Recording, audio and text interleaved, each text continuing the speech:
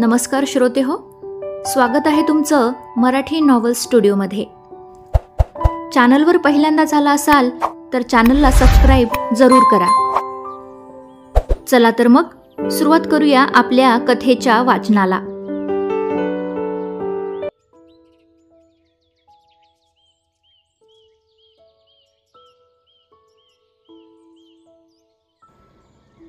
प्रतिशोध अ revenge love story part 4. मागील भागात. अजिबात नाही, आत्ताच आपल्याविषयी कुणालाही कळता कामा नये. काही दिवसांनी आपण आपल्या प्रेमाबद्दल सगळ्यांना सांगू, वीर गीताला समजावत म्हणाला. ओके. गीताने नाखुशी दाखवत उसासा टाकत त्याला हो भरलं. जान, यू ट्रस्ट मी ना? वीर तिचा चेहरा हाताच्या उंजळीत घेऊन म्हणाला. त्यावर तिने त्याच्याकडे खोल डोळ्यात पाहिलं. ट्रस्ट आहे म्हणून तर तुला मी माझं सर्वस्व दिलं आहे वीर, गीता त्याच्या डोळ्यात बघत खूप प्रेमाने म्हणत होती. आता पुढे. तितक्यात गीताचा फोन व्हायब्रेट झाला. तिने लगेच वीरपासून बाजूला होत पर्समधून फोन काढून बघितला. फोनवर युवराजचं नाव झळकत होतं. भाईचा फोन आहे, मला जावं लागेल, आपण नंतर भेटू, असं म्हणत गीता वीरपासून थोडी दूर झाली. असू दे ना, मग नको घेऊ, नो कम, असं म्हणत वीरने गीताला पुन्हा स्वतःकडे खेचलं आणि परत तिला किस करायला लागला. मला जावं लागेल वीर, नाहीतर भाई मला शोधत इथे येईल, गीता त्याला स्वतःपासून पुन्हा दूर करत म्हणाली. ओके, पण तू मला उद्या आपल्या नेहमीच्या जागी भेटायला यायचं, आपल्या प्रायव्हेट फ्लॅटवर येशील ना? वीर एकदम सजेक्टिव्ह व्हॉईसमध्ये तिला म्हणाला. उद्या? नॉट पॉसिबल, उद्या निशा येते, मला तिला घ्यायला एअरपोर्टवर जायचं आहे, गीता म्हणाली. तुला माझ्यापेक्षा ती निशा जास्त महत्त्वाची आहे का मी? वीर तिला इमोशनल ब्लॅक करत म्हणाला. ऑफकोर्स नॉट वीर, पण ती इतक्या दिवसांनी येते तर मला घरी थांबावं लागेल ना, गीता म्हणाली. ओके, ॲज यू विश, पण मी नेहमीसारखीच तुझी वाट पाहीन, वीर जरा नाराजीच्या सुरात म्हणाला. गीता पुढे काही बोलणार तितक्यात तिचा फोन परत व्हायब्रेट झाला. भाई मला शोधतोय वीर, बाय, असं म्हणत गीता वीरपासून पुन्हा लांब झाली आणि परत कुणी पाहण्याआधी पार्टीमध्ये निघून गेली. भेटावं तर तुला लागेलच गीता, कारण तू जर मला रोज भेटत राहिलीस तरच मला नवनवीन कॉन्ट्रॅक्ट भेटत राहतील, असं म्हणत वीर खुनशी हसला आणि तोही तिच्या पाठीमागे पार्टीत आला. युवराज गीताला पार्टीत शोधत होता. गीता पाठीमागून आली. भाई, गीता म्हणाली. युवराज वळून पाहिला. कुठे होतीस? किती वेळचा शोधतोय मी तुला, युवराज गीताला म्हणाला. अरे भाई, ते थोडं वॉशरूमला गेले होते, तिथं गर्दी होती, त्याच्यामुळे थोडासा वेळ झाला, गीता म्हणाली. ओके, तू काही खाल्लंस का, युवराज गीताला काळजीने म्हणाला. नाही, गीता म्हणाली. ठीक आहे, तू इथेच थांब, मी तुझ्यासाठी प्लेट आणतो, असं म्हणत युवराज तिथून निघाला. भाई नको, मला भूक नाही आहे, आपण घरी जाऊया, गीता म्हणाली. का गं, तुझी तब्येत तर ठीक आहे ना, युवराज काळजीने म्हणाला. हो भाई, तब्येत ठीक आहे, पण ना गर्दीमुळे मे बी थोडंसं सफोकेशन होत आहे, गीता म्हणाली. हो का, चल मग आपण डॉक्टरकडे जायचं, युवराज तिच्या कपाळावर ताप चेक करत काळजीने म्हणाला. नाही नको, घरी गेल्यावर ठीक वाटेल, आपण घरी जाऊया ना, गीता पुढा म्हणाली. युवराजला स्पर्शिकाशी अजून थोडंसं बोलायचं होतं, तिला एकदा पाहायचं होतं, पण गीताची तब्येत बरोबर नसल्यामुळे तो तिला घेऊन घरी निघाला. काय झालं, युवराज मध्येच पार्टी सोडून निघालास? साहिल आणि आनंदी त्यांच्या समोरून येत होते, त्याला पाहून ते उभे राहिले. हां, ते थोडंसं गीता, माझी बहीण, हिची थोडी तब्येत बरोबर नाही आहे, त्यामुळे निघालो, युवराज म्हणाला. अच्छा, साहिल म्हणाला. Okay then, bye. युवराज साहिलला बाय करत होता. त्याची नजर स्पर्शिकाला एकदा पाहण्यासाठी तिला शोधत होती. तसं आम्ही सुद्धा निघतच आहोत, स्पर्शिका तिच्या फ्रेंड्सला बाय बोलायला गेली आहे, आनंदी म्हणाली. ओह ओके, युवराज हसून म्हणाला. मग दोघेही मिस्टर राठोडचा निरोप घेऊन पार्टीतून जाण्यासाठी निघाले. वीरलासुद्धा स्पर्शिकाला बोलायचं होतं, पण स्पर्शिका सगळ्यांच्या गराड्यात घेरून असल्यामुळे त्याला तिला बोलता आलं नाही, त्यामुळे त्याने इशाऱ्यानेच तिला रात्री फोन कर असं सांगितलं आणि स्पर्शिका त्याची ती ॲक्शन बघून गोड हसत खाली मान घालून तिच्या मैत्रिणींना पुन्हा बोलत होती. युवराज गीताला घेऊन घरी आला. घरी आल्यावर गीता कोणाशी काही न बोलता सरळ तिच्या रूममध्ये निघून गेली. काय रे, हिला काय झालं, नीला आत्या म्हणाली. तिला थोडं गर्दीमध्ये बरं वाटत नव्हतं म्हणून आलो, आराम करायला गेली आहे, काळजी करू नको, युवराज म्हणाला. काही उलटसुलट खाल्लं होतं का तिने, नीला आत्या म्हणाली. आत्या, पार्टी म्हणल्यावर थोडंफार हेवी होतंच, तसंच काहीतरी खाल्लं असणार, त्यामुळेच तर तिला त्रास होतोय. बरं आत्या, मीही जाऊन आराम करतो, गुड नाईट, असं म्हणत युवराजसुद्धा त्याच्या रूममध्ये निघून गेला. गीता रूममध्ये येऊन बरीच अस्वस्थ झाली होती. तिला मागच्या काही दिवसापासून अशी विचित्र फिलिंग येत होती. गर्दीच्या ठिकाणी गेलं, गोंधळ ऐकला की तिला अजिबात सहन होत नव्हतं. तिने चेंज करून लगेच झोपूनसुद्धा घेतलं. युवराज त्याच्या रूममध्ये जाऊन फ्रेश झाला. चेंज करून त्याने त्याचं लॅपटॉप मांडीवर ठेवलं आणि ऑफिसचं काम करत बसला होता. पण राहून राहून त्याला ऑफिसचं काम करत असताना वारंवार स्पर्शिकाचा तो सुंदर चेहरा लॅपटॉपच्या स्क्रीनमध्ये सारखा दिसत होता. तिचे ते घारे डोळे त्याच्या हृदयावर प्रेमबाण चालवत होते.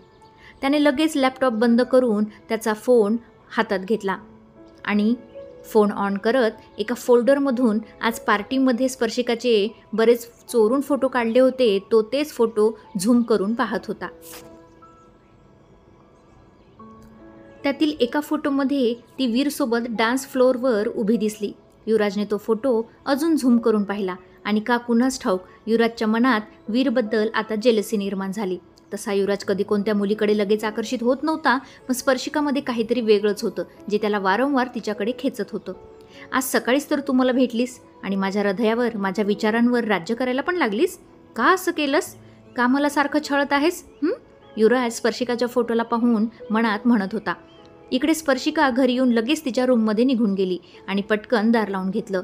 तिने तसंच बेडवर अंग झोकून दिलं आणि पार्टीमध्ये तिने आणि वीरने केलेला डान्स सीन आठवून तिच्या पोटात गुदगुल्या होत होत्या आणि फुलपाखरेही उडत होती. स्पर्शिका वीरच्या स्वप्नात बेडवर झोपून गेली आणि इकडे युवी स्पर्शिकाच्या स्वप्नात हरवत झोपून गेला. आता स्पर्शिका निवांत होती. तिच्या कॉलेजला आता भरपूर सुट्ट्या होत्या. तिने रात्रीचा तिचा तो टेबल अलार्म लगेच बंद करून ठेवला होता. त्यामुळे मॅडम आज ताणून झोपल्या होत्या आणि नेहमीप्रमाणेच वीरच्या स्वप्नात हरवल्या होत्या. स्पर्शिका, आनंदने तिला मोठ्या आवाजात आवाज दिला. तिचा आवाज पूर्ण देशमुख बंगल्यात गुंजला होता, पण त्याचा स्पर्शिका मॅडमवर काहीच परिणाम झाला नाही. स्पर्शिका तर मस्त वीरच्या स्वप्नात गाढ झोपून होती. स्वप्नामध्ये वीरसोबत ती बरेच काही सीन एन्जॉय करत होती आणि खालून आनंदी तिला ओळखण्यासाठी ओरडत होती. अरे देवा, काय करू मी या पोरीचं? आता सुट्ट्या आहे तर थोडं घरकाम शिकावं, पुढे तिलाच उपयोगी पडेल. पण नाही, आज तर चक्क 9 वाजलेत तरी मॅडमचा पत्ता नाही. आनंदी बडबड करत टेबलवर नाश्ता लावत होती. काय झालं राणी सरकार, सकाळी सकाळी कुणावर गोळ्या झाडताय? साहिल ऑफिसला जाण्यासाठी तयारी करून खाली येत तिची बडबड पाहून हसत म्हणाला. त्यावर आनंदीने त्याला रोखून बघितलं. अजून कोण? तुमची प्रिन्सेस अजून उठली नाही आहे, आनंदी सुस्कारा टाकून म्हणाली. कालच तर तिचं कॉलेज संपलं आहे ग, झोपू दे बिचारीला, एन्जॉय करू दे लाईफ, साहिल आनंदीला म्हणाला आणि डायनिंग टेबलजवळ आला. अहो दिवसभर तर एन्जॉय करायचं आहे ना, पण यावेळी तर माझ्यासोबत किचनमध्ये थोडेफार काही किचनच्या गोष्टी शिकल्या तर पुढे चालून तिलाच उपयोगी पडतील ना. आनंदी एका टिपिकल आईप्रमाणे म्हणत होती आणि तिला तसं बोलताना बघून साहिलला खूपच हसायला येत होतं. म्हणजे तू तिला किचनमध्ये काम करण्यासाठी उठवत होतीस? साहिल हसत पण आश्चर्याने तिला विचारत होता. मग काय तर, या गोष्टी पण शिकायला हव्यात मुलींनी. पुढे चालून सासरी जर एखादी खट्टाळ सासू मिळाली तर मग कळेल, आनंदी म्हणाली आणि त्यावर आता साहिल जोरजोरात हसायला लागला. आनंदी त्याच्याकडे बारीक डोळे करून बघत होती. आता तुम्ही काय एवढं हसताय? आनंदी नाक मुरडत म्हणाली. आनंदी, सिरियसली? आपली प्रिन्सेस ज्याही घरी लग्न होऊन जाईल तो एक किंग असेल ना, आणि तुला असं वाटतं की एक किंग त्याच्या राणीला किचनमध्ये अशी कामं करू देईल?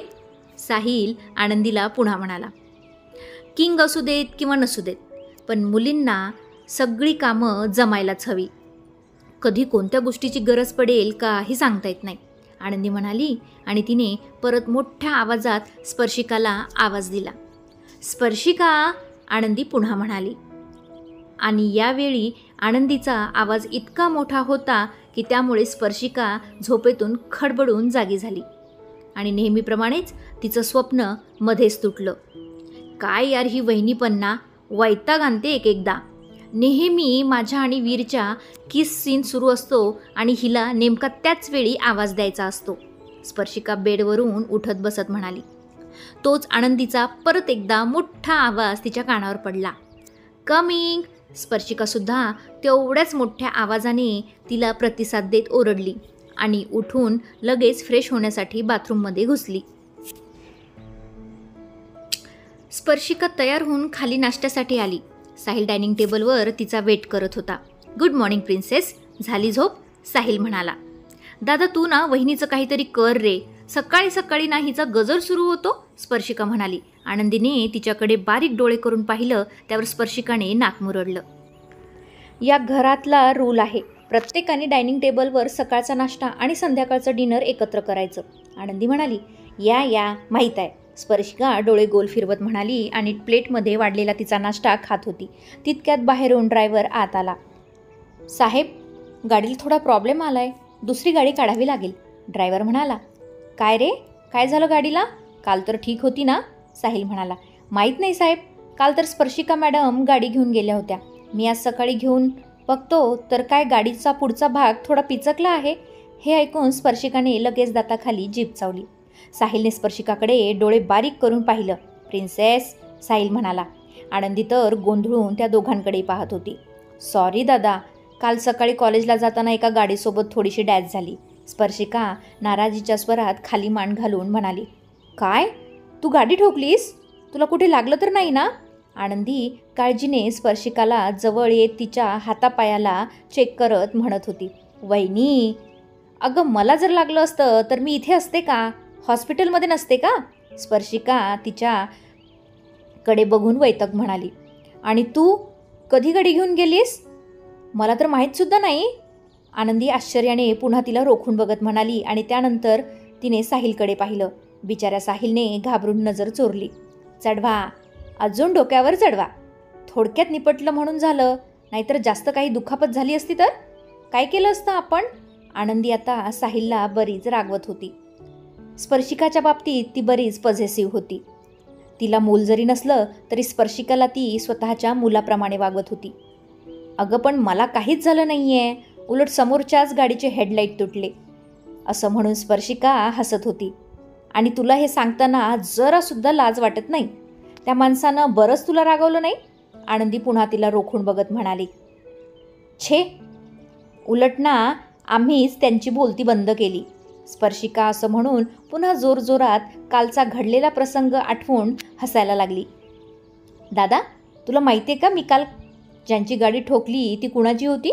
स्पर्शिका साहिलकडे बघून म्हणाली. कुणाची होती? साहिल म्हणाला. अरे मिस्टर युवराज जहागीरदारची होती, स्पर्शिका डोळे मोठे करून साहिलला म्हणाली. त्यावर साहिल आणि आनंदी पार गोंधळून तिच्या चेहऱ्याकडे पाहत होते. व्हॉट, तू युवराजची गाडी ठोकलीस? साहिल आश्चर्याने थोडासा आवाज चढवून स्पर्शिकाला म्हणाला. हो, स्पर्शिका खांदे उडवत म्हणाली. प्रिन्सेस, हे सांगताना तुला लाज नाही वाटत? आणि त्यावर तूच युवराजला काही बाही बोलून आलीस, राईट? साहिल परत आश्चर्यानं स्पर्शिकाला पाहत म्हणाला. राईट, स्पर्शिका पुन्हा स्वतःचीच पाठ थोपटत त्याला इग्नोर करत म्हणाली. प्रिन्सेस, तुला माहीत आहे का युवराज जहागीरदार किती मोठा माणूस आहे? साहिल स्पर्शिकाकडे रोखून बघत होता. एवढा काही मोजस्त मोठा नाही, माझ्यापेक्षा एक 5-6 वर्षांनी मोठे असतील ते, स्पर्शिका खांदे उडवत म्हणाली. अगं बेअक्कल, मोठा म्हणजे वयाने मोठा नाही, तो आपल्यापेक्षा कितीतरी पटीने श्रीमंत आहे. आपल्यासारख्या त्याच्या कितीतरी कंपनीज आहेत पूर्ण देशामध्ये, देशाच्या बाहेरसुद्धा. साहिल तिला युवराजबद्दल सांगत होता. मग मी काय करू? स्पर्शिका डोळे फिरवत म्हणाली. हे बघा, तिला असं बोलायला जराही लाज वाटत नाही, म्हणते मी काय करू? आनंदी म्हणाली. त्यात लाज काय वाटायची? मला थोडीच माहीत होतं की त्या गाडीत बसलेला माणूस तो युवराज जहागीरदार आहे आणि तो देशाचा एवढा मोठा बिझनेसमॅन आहे, नाहीतर मी त्याची तिथेच माफी मागली असती ना. आणि तसंही मी त्याला काल पार्टीमध्ये सॉरी म्हणलं आहे, स्पर्शिका घास तोंडात टाकत म्हणाली. ते काही नाही प्रिन्सेस, तू आज माझ्यासोबत ऑफिसमध्ये येणार आहेस. माझं थोडंसं काम आहे, ते झाल्यावर माझी युवराजसोबत एक मीटिंग आहे, त्या मीटिंगमध्ये तुला यायचं आहे आणि त्याची माझ्यासमोर रीतसर माफी मागायची आहे, समजलं? साहिल स्पर्शिकाला ऑर्डर सोडत म्हणाला. दादा यार काय रे, आजच ऑफिसला? माझा आज पहिला दिवस आहे सुट्टीचा, मी अजिबात तुझ्यासोबत ऑफिसला येणार नाही आहे. आणि मी मागितली आहे ना माफी त्या युवराजची, परत परत काय मागू? स्पर्शिका म्हणाली. मी तुझं काहीही ऐकणार नाही. युवराज आपला बिझनेस पार्टनर आहे आणि त्याला नाराज करून मला चालणार नाही, साहिल म्हणाला. ओके फाईन, येते. असं म्हणत स्पर्शिकाने तिची नाश्त्याची प्लेट उचलली आणि तनतनत तिच्या रूमवर निघून गेली. तिला जाताना पाहून आनंदी आणि साहिलने एकमेकांकडे पाहिलं आणि तिचं काहीच होऊ शकत नाही या आविर्भावात तिला पाहत नाश्ता करत होते. To be continued. श्रोते हो, कथेचा हा 4था भाग मी आज पोस्ट करत आहे. पण तुम्ही मागच्या भागांना अजिबात मानावा तसा रिस्पॉन्स दिलेला नाही. त्यामुळे ही कथा पुढे वाचायची की नाही हा प्रश्न मला पडला आहे. जर तुम्हाला कथा पुढे ऐकायची असेल तर प्लीज मला कमेंट जरूर करा. तसेच मागे ज्या कथांना तुम्ही साथ दिली तसं याही कथेला प्रतिसाद द्या. ही कथासुद्धा तेवढीच रोमांचक आणि रोमॅन्टिक आहे. तुम्हाला नक्कीच आवडेल. चला तर मग प्रत्येकाने कमेंट करा आणि वाचत राहा. धन्यवाद. भेटूया पुढील भागात.